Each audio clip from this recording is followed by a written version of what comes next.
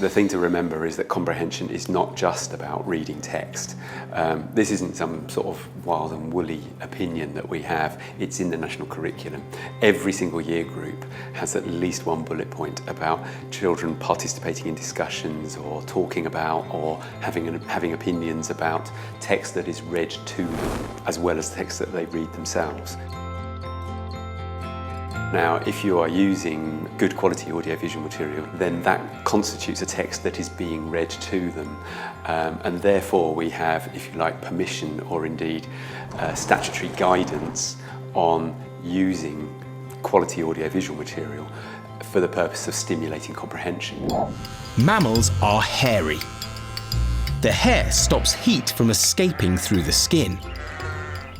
If you live where it's very cold, it's good to have lots of hair. An incredibly powerful way of developing children's comprehension is actually getting children to compose questions. When children ask questions, two key things happen.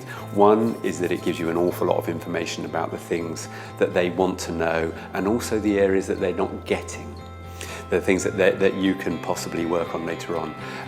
But it also gives you an awful lot of information about the areas that particularly interest them.